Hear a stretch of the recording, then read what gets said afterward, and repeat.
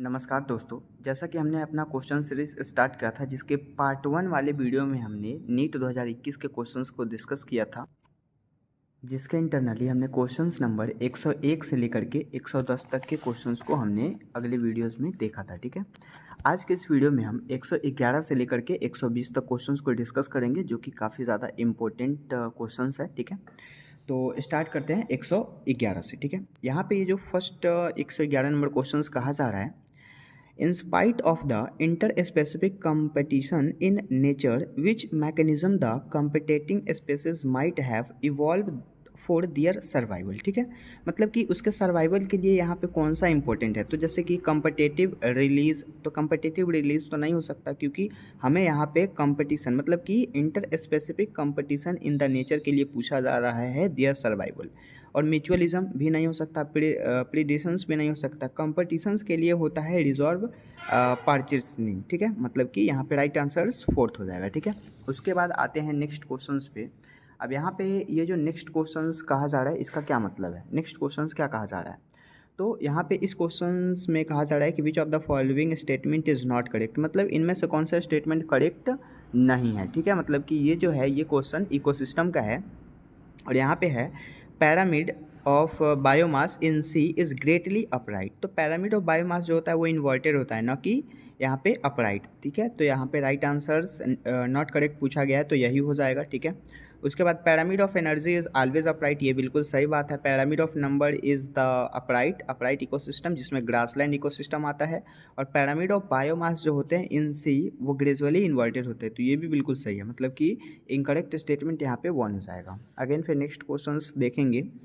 The site of preparations, मतलब कि आपको बताना है कि ये जो लाइट का प्रिपरेशन होता है, क्वेश्चन हम एक बार और पढ़ते हैं। The site of preparation perceptions of the light is plant during photo paradigm. ठीक है, तो फोटो पैराडिज्म के इंटरनली जो प्लांट के इंटरनली जो लाइट होता है उसका जो परसेप्शंस होता है उसका साइट क्या है, तो वो लीफ में होता है। ठीक है, राइट आंसर यहाँ पे 3 हो जाएगा। अगेन फिर नेक्स्ट क्वेश्चंस कहा जा रहा है, यहाँ पे मैचिंग है।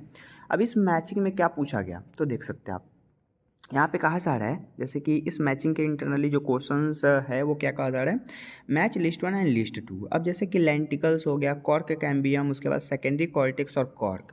तो लेंटिकल्स का हम यहाँ पे एक्सचेंज ऑफ गैसेस को मिला देंगे, एक्सचेंज ऑफ गैसेस में लैक्टिकल्स रोल होता है। ठीक है, उसके बाद कॉर्क कैम्बियम का राइट आंसर फैलोजेन हो जाएगा। सेकेंडरी कॉर्टेक्स का राइट आंसर यहाँ पे फैलोडर्म हो जाएगा। और कॉर्क का right answer suberin deposition, suberin को डिपोज करने का काम कौन करता है, कॉर्क कैम्बियम करता है, कॉर्क करता है। तो राइट आंसर से यहाँ पे हो जाएगा 3, 1, 4 एंड 2, मतलब करेक्ट ऑप्शन से यहाँ पे क्या हो जाएगा 3, 1, 4 एंड 2। अगेन आते हैं नेक्स्ट क्वेश्चंस पे, जो कि मैचिंग पूछा गया है फिर से यहाँ पे है प्रोटोप्लास्ट। तो प्रोटोप्लास्ट का राइट आंसर क्या होगा, प्रोटोप्लास्ट फ्यूजन जो है इसका राइट आंसर यहाँ पे पोमैटो हो जाएगा, जिसको पोमैटो प्रोसेस के नाम से जानते हैं।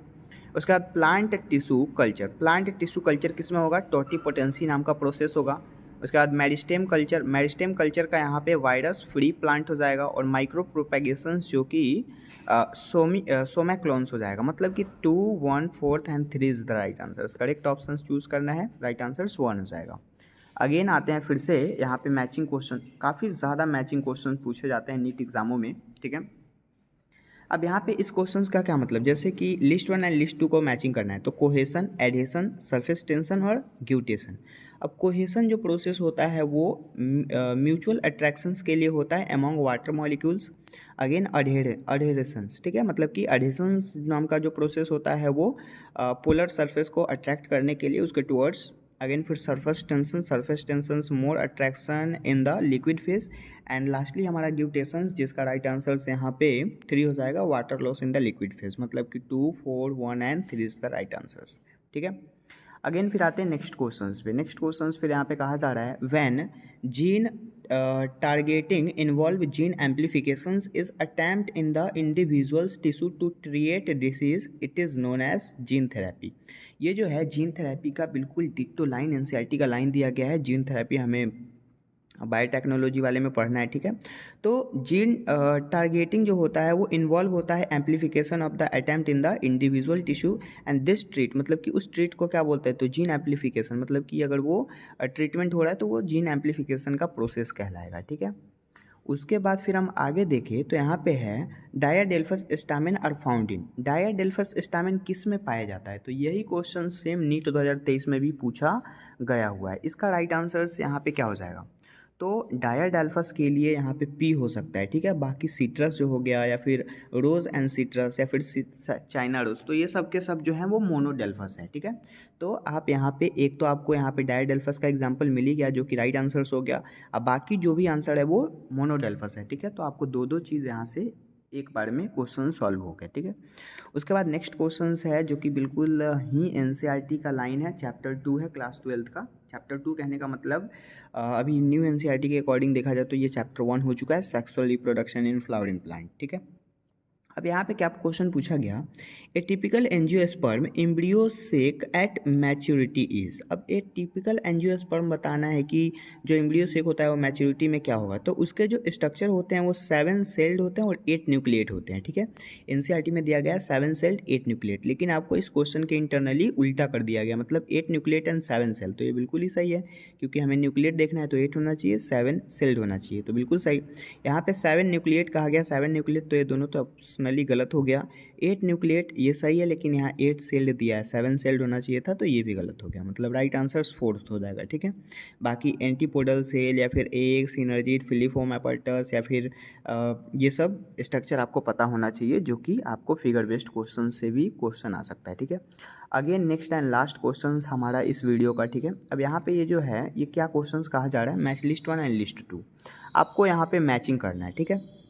जैसे कि क्वेश्चन है cells with active cell division capacity, तो सेल के साथ साथ एक्टिव सेल डिवीज़न कैपेसिटी जो होता है वो क्या कहलाता है? तो मेरिस्टेमेटिक टिश्यू के इंटरनली ये प्रोसेस होता है। Again tissue having all cells similar in the structure and the functions, the right answer is simple tissue, okay.